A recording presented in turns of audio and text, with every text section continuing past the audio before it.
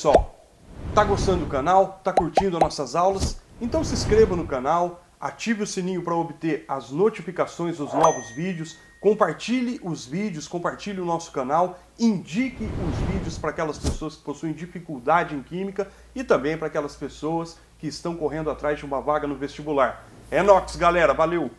Fala pessoal, professor Duzão do Enox Química. E aí, tudo bem? Então vamos iniciar uma série de aulas sobre Química Orgânica. Estão preparados? Então acompanhe com a gente aí. Valeu, Enox! Fala galera, prontos para a aula de hoje? Hoje nós falaremos sobre os postulados de Kekulé. Esse alemão, Auguste Kekulé, ele foi bastante importante para a fundamentação da química orgânica que nós compreendemos hoje. A química orgânica, ou seja, a química que estuda os compostos do carbono, beleza? Então quer dizer que a partir de mais ou menos 1857, a química vinha passando por uma grande revolução, baseada na Revolução Industrial, que vocês veem lá na disciplina de História, né?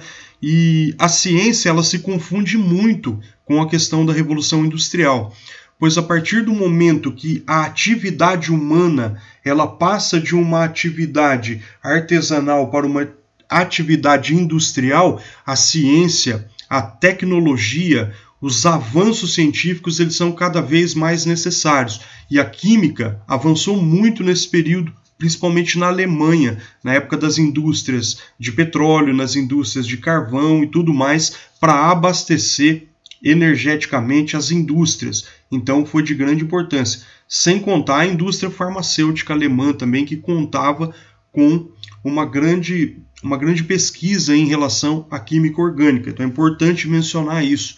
Então quer dizer que Kekulé ele desenvolveu a química orgânica baseado em todo um processo histórico que deve ser compreendido a partir do desenvolvimento industrial do seu país naquele momento histórico.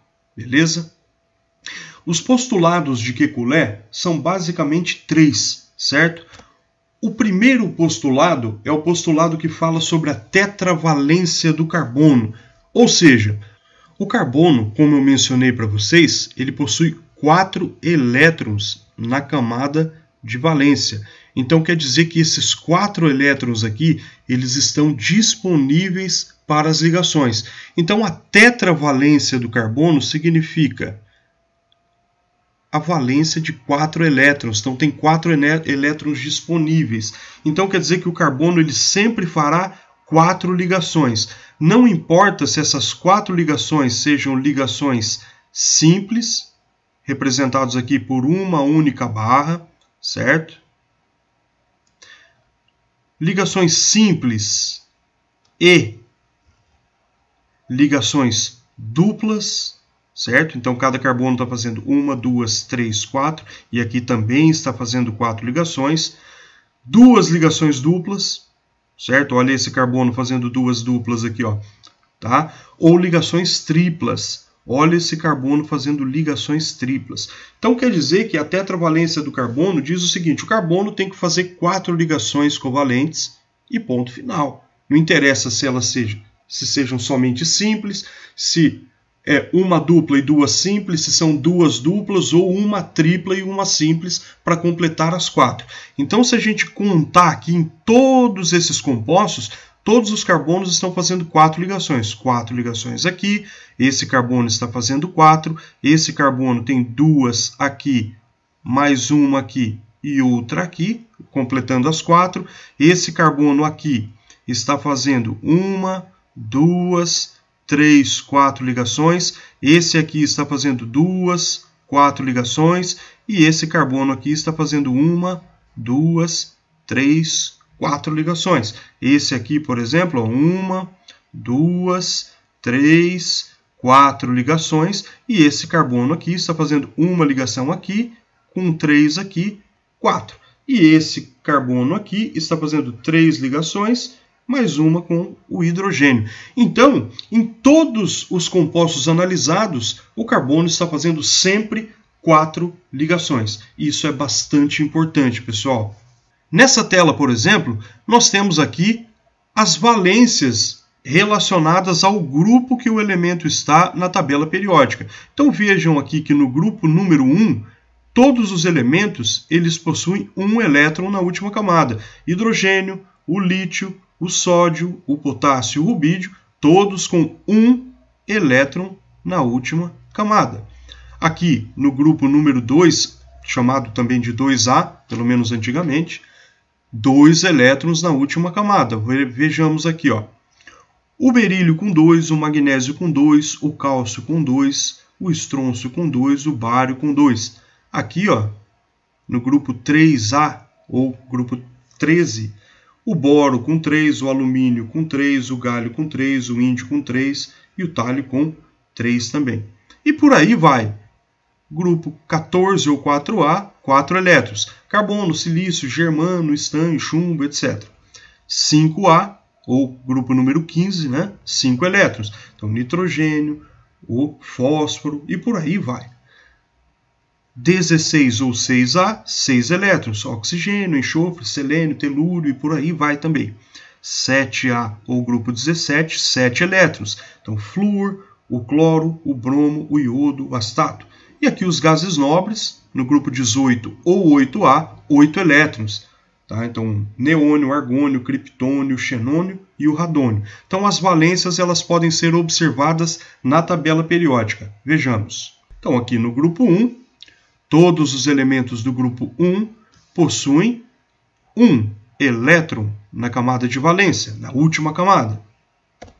No grupo número 2, nós temos 2 elétrons na última camada. Né? Todos aqui, 2 elétrons. No grupo 13, que é a família 3A, 3 elétrons. Todo mundo aqui tem 3 elétrons na última camada. No grupo 14, que é o grupo do carbono, tá? Família do carbono aqui, todo mundo com 4 elétrons na última camada. Nitrogênio, todo mundo aqui com 5 elétrons na camada de valência. Grupo do oxigênio, todo mundo aqui com 6 elétrons na camada de valência. Aqui, os halogênios, ou família aqui que é inaugurada pelo flúor, todo mundo aqui com 7 elétrons na camada de valência. E, por fim, os gases nobres, né, que com exceção do hélio, que tem 2 elétrons na camada de valência, porque ele obedece o dubleto, todo o restante tem 8 elétrons na camada de valência. Com relação aos metais do bloco D, eu tenho aí, geralmente, 1 ou 2 elétrons na camada de valência. Mas como eu posso saber quantos elétrons eles têm na camada de valência? Distribuição de Linus Pauling. Então, a gente tem que fazer a distribuição eletrônica desses elementos para saber qual é a quantidade de elétrons na camada de valência. O mesmo vale para o grupo F, beleza? Que são os actinídeos e os lantanídeos. Então, os lantanídeos aqui e os actinídeos aqui embaixo. Maravilha? O segundo postulado de Kekulé é a igualdade entre as valências. Então, não importa aonde um determinado elemento esteja nessas 4 valências, elas são iguais. Então, isso vale para todas as ligações do carbono, porque existe uma igualdade nessas valências. Maravilha?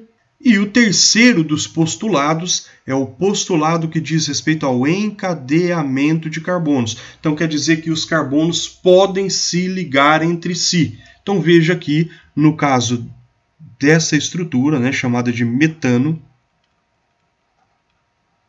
em que eu só tenho um único carbono. Aqui eu tenho 2 carbonos encadeados. Esse é o etano.